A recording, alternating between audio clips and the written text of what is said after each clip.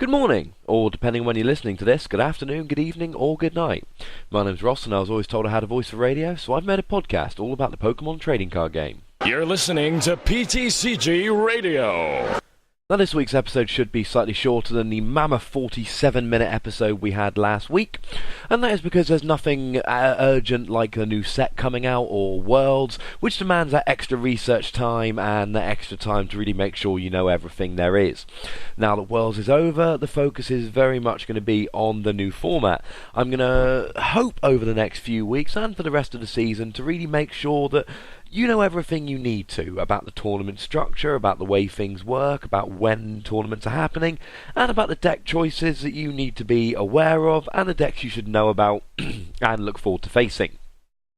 Starting off with some news this week, and one thing you need to know about is that the Black and White 7 set, known as Plasma Gale in Japan, is going to be dropping in Japan fairly soon, and we're starting to get some leaks about this. What is very important and interesting is that we're getting Team Plasma Pokemon. Now these Pokemon do not initially seem to have a gimmick like something like SP did, where they were all basic Pokemon. We've got basic Stage 1, Stage 2, exactly as you'd expect.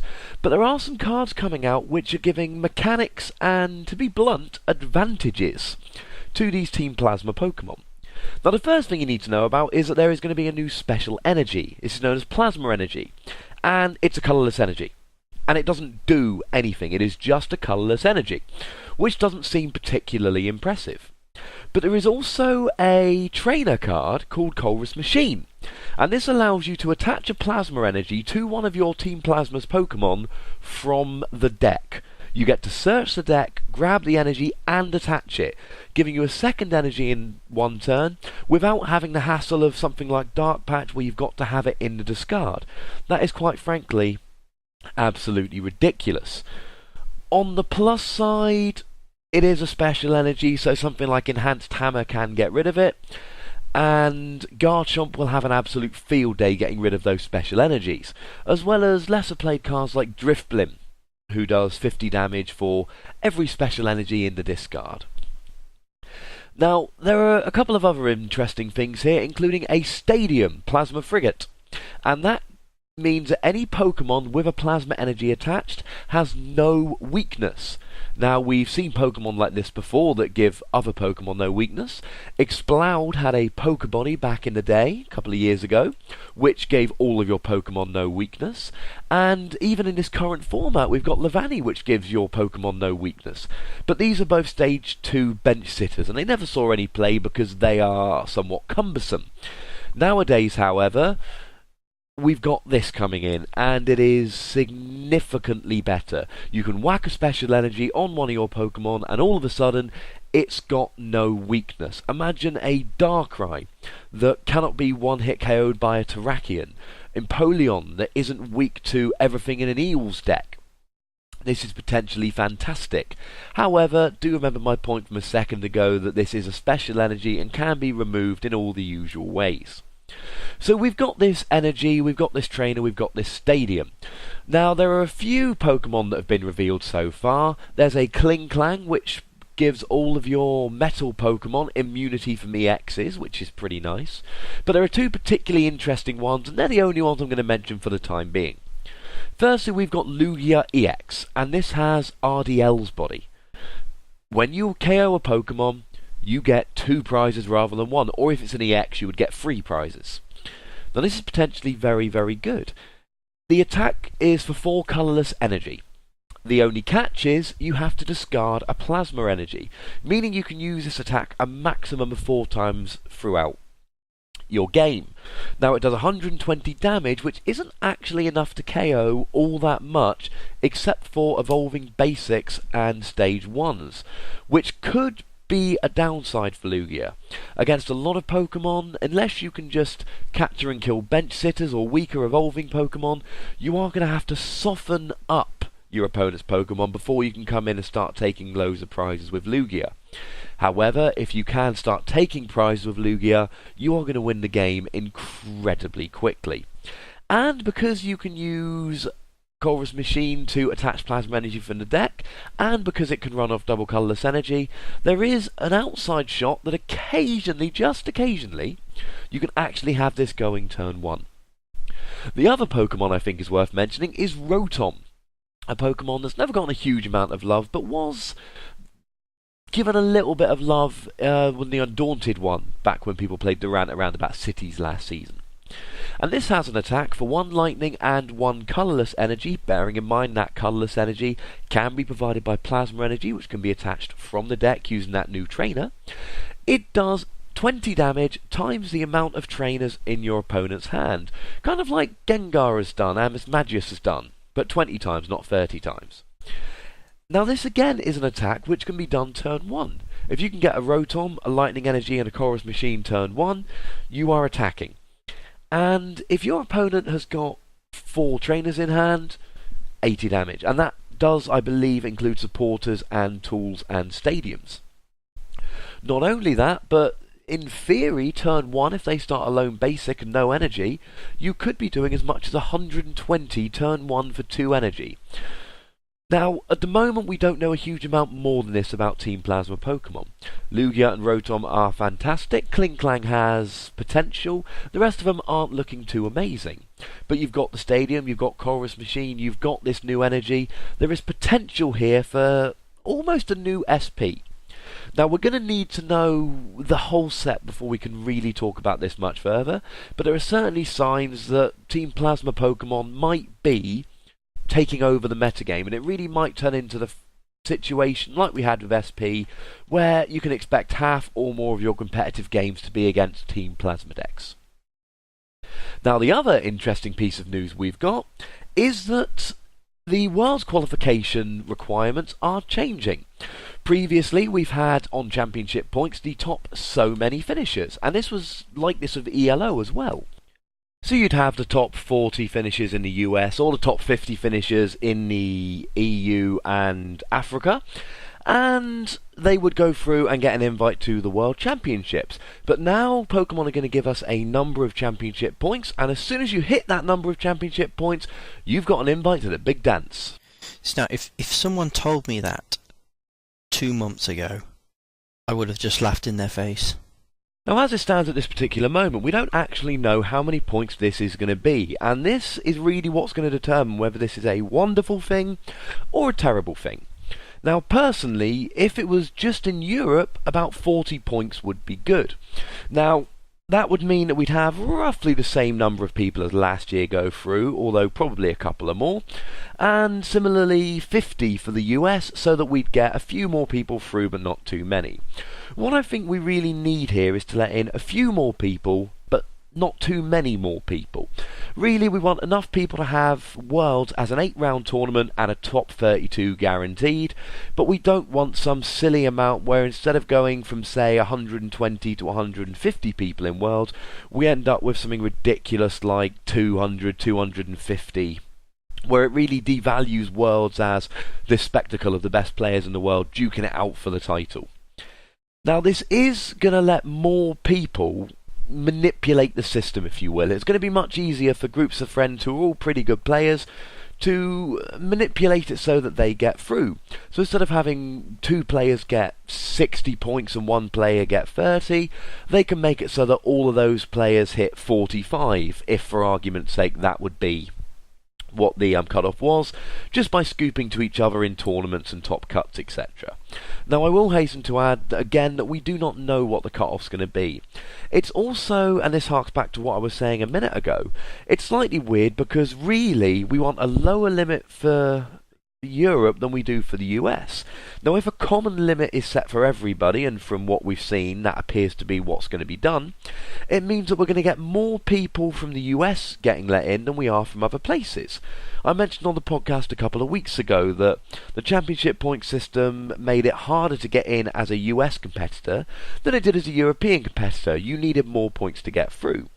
With this limit, what's going to mean is that more US players are going to hit the limit than you will see European players. So this is going to be more of a benefit for the US than it is for Europe.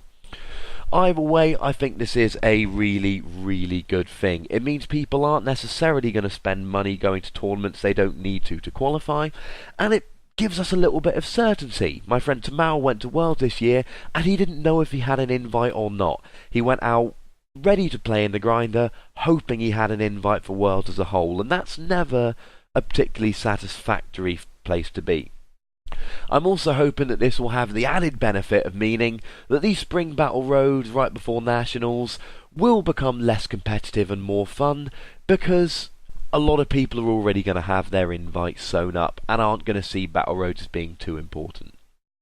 And the last thing that I need to mention really, before we get into the main bit, or the main topic for this podcast, is that the season pretty much starts now, because battle roads are starting this weekend. That sounds awesome. Indeed, it does sound awesome. Now, I don't know the exact dates for the rest of the world, but I can tell you that in the UK, the very first battle road is coming up this Saturday. It is in Manchester, for those of you that are interested. And judging from Facebook and such like that, it seems like a huge amount of competitive UK players are going to be there. It seems like a fantastic tournament. Those of you going, unfortunately, won't see me because this weekend I have to move house, which is most disappointing. But battle roads are starting this weekend. It means you can start getting championship points to work towards that limit I just mentioned, and it means that people are back in the swing. Now, it does seem a very short period of time since Worlds ended, and that is because it is. There is, if I'm not mistaken, less than a month between Worlds and the first battle road, but for those of us that like playing in these tournaments, it can only be a good thing. And over the next couple of weeks, and for the rest of the season, I will be bringing you all the news about the decks that are winning and the decks that are doing best in these tournaments, specifically in the UK, but also in the US and anywhere else I can really get information from. And from the tournaments I go to, be assured that, if it's possible, I will be bringing you interviews with the winners of these tournaments so they can explain to you what they won with and how they did it. My tip for those of you going to Battle Road this weekend is to play something consistent. I know the new set's just come out, I know we've just had a rotation, and the temptation is really going to be to play something fancy. But most of these tournaments are going to be won by players who turn up with consistent decks. And that brings us really to our main topic of the day, and that is the rotation. It's something I haven't talked about much on the podcast so far, and the reason for that is quite simply because I've been absorbed in Worlds. Those of you who follow the podcast will have followed my preparations up to and including Worlds, but now that Worlds is over, it is all about the new format. We officially rotate on September the 1st, which is on Saturday, and we are rotating to black and white on. What that means is that you will only be able to use sets from black and white onwards, and all those sets with Heart Gold Soul Silver in the name are no longer tournament legal. Now, there are two things I really want to mention about this format to begin with. The first and possibly most important one is Junk Arm is gone. There is no Junk Arm, and people's opinions on this differ wildly. But most of the top players I've spoken to see Junk Arm going as a good thing, and I agree with them, because Junk Arm made you lazy. Junk Arm allowed us 4 extra trainers, and it could be whatever you wanted. If you had a decent hand, you could Juniper it early game, and Junk Arm really became a utility. You could grab a switch, or a catcher, or a max potion. It meant people didn't have to conserve their resources very well. You could have up to 8 catchers to disrupt and take easy prizes. A deck like Kling Clan could have 8 max potions to make sure that these Pokemon basically never died. It also meant that you could pretty much always have a supporter, because as soon as you got a random receiver in the discard, you didn't need a supporter, you needed a supporter or a random receiver. It also meant that you could play to 2 prizes, save your last 2 prizes as an EX, and then if you get End, you get End to 2, you draw your 3rd card at the beginning of your turn, and if you've got a Junk Arm, that will usually be enough to give you the game. It made people lazy, it made resource management a lot less important, and I didn't particularly like it. I'm glad Junk Arm's gone, although I'm fully aware that not everybody agrees with me, and if you don't, of course you are more than entitled to your opinion. The other thing which is significant about the format at this particular time is that in terms of draw supporters, we literally have 4 draw supporters. Please, do tell us more. And I will happily tell you more. Not only do we only have 4 supporters to be used for draw, but they pretty much all suck. Here's the ones we've got. We've got Cherin, which allows us to draw 3 cards. This is good, but it's pretty darn weak. When Bill came out as a supporter, we drew 2. It was mocked because it was terrible. When Cheerleader's Cheer came out, it allowed us to draw a 3rd, I believe, on a coin flip. And there was another supporter whose name escapes me, where you could draw 3, but your opponent drew 1 as well. It was... They never saw play because they weren't good enough, because we had supporters like Professor Oak's New Theory and Copycat and Twins and ones like that. Cherin is not a good supporter. It just seems good to some people at the moment because we're so starved of options. We've got Bianca, which allows you to draw until you've got 6 cards in your hand. Now, may I remind you that it's only been a couple of years since we had Uxie, a couple of seasons I should say, only just over a year since he got rotated. Uxie was a Pokemon that let you draw to 7 when you put it on his bench. This is a supporter that lets you draw until 6. Now, if you get down to late game and your opponent ends you to 1 and you draw a Bianca, it is good times, it's good news, everybody's happy. Well, your opponent isn't, but you're happy. Early game, you will often be able to play 2 free cards in your hand. You can then play a Bianca for 2 or 3 cards, which is terrible. It's even worse than Cherin, and I've only just finished telling you that Cherin's not good enough. We've got N, which is good because it allows you to... Well, you and your opponent both shuffle your hand into your deck, and you draw as many cards as you have prizes remaining. If you haven't taken a prize, you draw 6. If you've only got 1 prize remaining, you only draw 1. Now, N is good, but it's not good as our only shuffle draw. Early game, it's pretty good. It basically works as a Professor Oak's New Theory. But it also works for your opponent, and if your opponent has had a bad start, you're basically giving them a free out.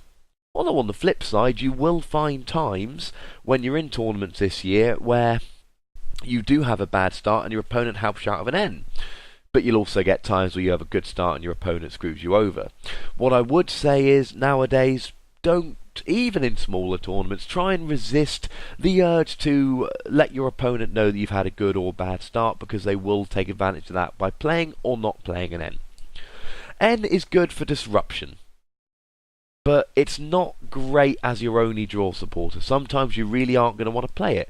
If your opponent has not played a supporter for 2 turns, you know they don't have a supporter in hand 90% of the time, so you don't want to go dropping your own N. Also, if you get N's to 1 or 2 cards, you don't want to draw an N off of that, because it just puts you in just as bad a position. And finally, we have Juniper. Now, last season, Juniper was amazing. If you got rid of trainers, it didn't matter, you'll get them back. But as I mentioned, we don't have Junk Arm anymore. That makes Juniper pretty bad. If you're running a Stage 2 deck, I would almost go as far as to say don't play Juniper, because you've got a maximum of 4 Pokemon catches in any deck, unless you play something like Sableye or Excadrill to get them back. And if you Juniper one of them away, that is 1 less easy prize off the bench, 1 less turn you can stall by capturing something up. Things like Pokemon Catcher are so important nowadays that we can't just be Junipering them away willy-nilly. And I'm willing to bet that people are going to have a lot of easy wins coming up when their opponent Junipers away things they really shouldn't be Junipering. Which does bring me to a little tip here. In this new format, watch your opponent's discard, because if they only play 3 or 4 supporters, 3 or 4 catcher, and they've got 3 catcher in their discard, you know that the chances of being captured are very, very slim, so you can do things like benching weak Pokemon that you maybe wouldn't do in other situations. Now, we still have Random Receiver. Random Receiver, I think, has lost a lot of its power. There were 2 things that Random Receiver was really used for last season. One of these was basically giving you more outs, getting it in the discard so that if you drew a Junk Arm, it was as good as drawing a Random Receiver and then a supporter. It was also used for screwing over opponents' Smeargles. They portrait to copy a supporter, all they find is a Random Receiver, and you've got one over on your opponent. But both Junk Arm and Smeargle are gone. I believe we are only still playing Random, and you will still see people playing Random Receiver, but I believe they are only still being played because our supporters all suck. Personally, in the decks I'm building, I am still putting Random Receiver in, but I'm putting it in to choose my supporter. If I've got a Juniper and a Random Receiver and a bunch of stuff I want to keep, I'll play a Random Receiver to try and find an N or a Cherin or a Bianca, because I really don't want a Juniper my hand. Similarly, if I've got a Cherin in hand and that's just not powerful enough, I might go fishing via a Random Receiver for a Juniper or an N. So in the meantime, Random Receiver is still going to be good, but it's really now only good for fishing for a better supporter, because its main uses as a junk arm target and to stop Smeargle are gone. So really what we need is better supporters, and we all know, or we should know, if not, allow me to enlighten you, we can see what cards are coming up in the near future because we get our cards after Japan, and we get our cards based on what Japan has had for a couple of months. And there are two supporters that can be used for draw that are coming out in the near future for us, that are already out in Japan. One of these is Hugh. Hugh basically says that both players either draw or discard until they have 5 cards in their hand. Now this is fantastic, because if your opponent's got a hand of 8 or 9 cards, they have to discard 3 or 4 of those cards. But in terms of draw, it's a worse Bianca, and I've already let my feelings about Bianca be known. I don't like it. Hugh is brilliant as disruption, but that is all. The other supporter we're getting is Skylar, which I have mentioned on the podcast before in the news section, and this allows to search for any one trainer card. Now I'm not going to go over this in huge detail because I already have, but it's particularly good for searching for a catcher or a switch or blah blah blah. I'll repeat the point I made before. A lot of the time people would play Professor Oak's New Theory looking for one card, and Skylar does that, but you're guaranteed to get the card. But similarly, people used to play Twins and 2 cards wasn't enough. Skylar's going to see play, but it's certainly not the be-all and end-all. So what I'm going to do, I'm going to finish up my look at the new format by looking at the 2 new big decks that have come out with the new format. And these are both Dragon decks, because Dragons Exalted has brought us new Dragon cards. The first deck to look at is Garchomp Altaria, and this has seen a little bit of infamy already because Yuta Komatsuda booked his place at Worlds by winning a Japanese Battle Carnival using this very deck. And it's very simple. Garchomp is a Stage 2 Dragon Pokemon that does 60 damage for 1 fighting energy and discards a special energy attached to the opponent's Pokemon. Or for a fighting and a water, it does 100 damage and discards the top 2 cards of your deck. Both pretty good attacks. Very energy efficient, if nothing else. Altaria is a Stage 1 Dragon Pokemon with a terrible attack and poor HP, but it's got an ability whereby each Dragon attack you do has 20 extra damage. So you get 2 Altarias out, your Garchomp's doing 100 for 1 energy, or you get 4 Altarias out and you can be doing 180, enough to one-hit any EX, unless they have Eviolite or Giant Cloak, for just 2 energy. That's pretty good, but the best bit about this deck is Gabite, the Stage 1, which evolves into Garchomp. This has an ability called Dragon Call, which allows you to search for any Dragon Pokemon. And this is particularly nice because it basically gives you search from your Pokemon, which just gives so much consistency, it's unreal. Now, this deck is good, as I've said, because it's consistent and it is cost efficient in terms of energy and attacks. But there are problems. Generally, you're not going to be attacking much until turn 3. You can rare candy into a Garchomp, but if you rare candy, you lose your Gabites and your Dragon Calls. Your deck relies on Altaria and possibly a Mulga to help you set up, and that gives easy bench prizes. This is also not always hard hitting enough, and there's not a lot of room for text because you really need to be running at least a 4-3-4 Garchomp line and a 4-3 Altaria line, and you are going to start running short of room before too long. Overall, this is an excellent starter deck for the new format. It's going to win a lot of games, but maybe not win a lot of tournaments. But if you choose to play this deck, you will end up winning quite a few games, just because your opponent doesn't have a consistency that you do. The other deck I want to mention briefly is Darkrai Hydreigon. And this has also got a bit of popularity at the Japanese Battle Carnivals, and the popularity of this deck may go some way to explaining why Komatsuda was able to win his Battle Carnival with Garchomp Altaria. Now this works similar to Kling Klang from last season, which I went through, I believe, back in week 5 of this podcast. Hydreigon's got an ability which allows you to move your dark energy around, and also blend energy that contains dark or rainbow energy when attached to a basic Pokemon. And you move your energy around, use Max Potion to heal, and move it back. And with a Darkrai on your bench, all of your Pokemon then have free retreats, because you're moving that dark energy around. The difference is here, you can take a toolbox approach, but really you're going for mostly Darkrai as a main attacker, and you'll have Sableye there to use Junk Hunt to get back your Max Potion, etc. Because Sableye has this attack that for 1 dark energy allows you to put 2 trainer cards from your discard back into your hand. Now, this is slightly harder to keep the lock on, if you will, than Kling Klang, because Hydreigon is weak to Dragon, and Darkrai can be one-hit KO'd by Terrakion. But you've also got Dark Pact, so it's much easier to accelerate energy, and you can get your free energy to attack far, far easier than you could with something like Kling Klang. Now you can still use Rainbow Energy and Blend Energy to tech in attackers, but really because of the Blend Energy and the fact that we don't have Rainbow anymore, you're going to be limited to attackers of the types Psychic, Fire and Grass. Now the 2 Pokemon I would mention here are Sigilyph, which has the Safeguard ability, making it immune to EXs, which is especially good now that people are limited to 4 Pokemon catchers and can't always capture around it. And Shaman EX, which is very weak and bad if you put it down early or you start with it, but is pretty good when you end your opponent to 1 or 2 and start sweeping with it late game. Now this is pretty good when you get it set up, and if your opponent cannot one-hit KO Darkrai and Hydreigon, then when you get set up, you're pretty much guaranteed to win. Most decks can't take this down when it gets going. But if I don't manage to get this set up in time, how do I come back from it? And that brings us to the downsides of the deck, because unfortunately if you don't get this going in time, you pretty much lose. If your opponent can start capturing and killing your Dinos and Zweilous from your bench, then you're just running a Darkrai deck that isn't a dedicated Darkrai deck, so you haven't quite got the power and the options you would if you were running something like Darkrai Hammers. And that really is a big problem of the deck.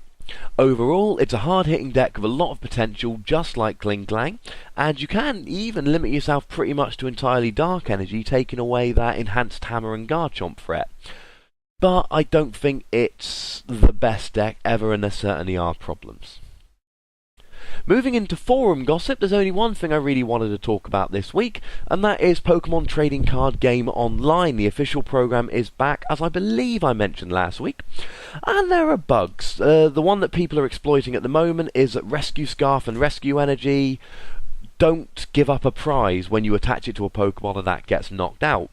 And there are idiots on the internet making decks and sticking in 4 Rescue Scarf just to try and win games on the internet when there are no prizes. I don't understand it myself. It seems stupid and moronic. But people are doing it. If you are one of those people and you're listening, please stop. It's pointless and all you're doing is annoying people. This program is in beta at the moment though. It's good for now and it's only going to get better in the future. The one big problem is that there's no trading at the moment. Yesterday I realised I only had 1 level ball and I had to open 24 packs of Next Destinies to get my last 3 level balls. But then again I got a full art Mewtwo EX, a Regigigas EX and a Secret Ember in the meantime, so maybe it wasn't the end of the world. But it's a good program. There are people on the forums at the moment driving me crazy telling me it's not free. It is free. We're given a code in every booster pack, we're giving a code in every theme deck, we're given a code in every tin, and we exchange these online. Now the most common argument I'm given is, but when these codes came out, they went up in price, and that's partly true. Theme decks and tins didn't go up in price. Booster packs, yes, did go up in price ever so slightly by about 10p in the UK or 10 or 20 cents in the US. But what you got to remember is there's this thing called inflation. And basically inflation, I won't bore you with a business lecture, But basically, inflation means that money is worth less over time. Because money becomes worth less, things are priced more. Back in base set in the UK, booster packs were £1.50. By Majestic Dawn, they were about £2.50. Now they're up to £3.60. And it's not because codes are being put in, it's because of inflation. Now, it might be that Pokemon timed this price increase along with the codes, but from a business point of view, this makes sense because we've got to charge an extra 10 cents to cover our costs because of inflation, etc. Why don't we do it when we're giving them something else in the pack, essentially for free? Now, obviously you can choose to pay. You can buy codes from all the online stores, or you can buy them from your friends or by people on internet forums, or from places like eBay. And it is like the real game in that if you buy more codes and put in lots of codes, you'll get better cars, more cars, and you'll be able to make more decks. Personally, I am one of these people that is choosing to do this, but I'm choosing to put my money into this because I really want to make the most of this program. Now, personally, I'm not playing yet because I want to make real decks and I won't be playing till I do.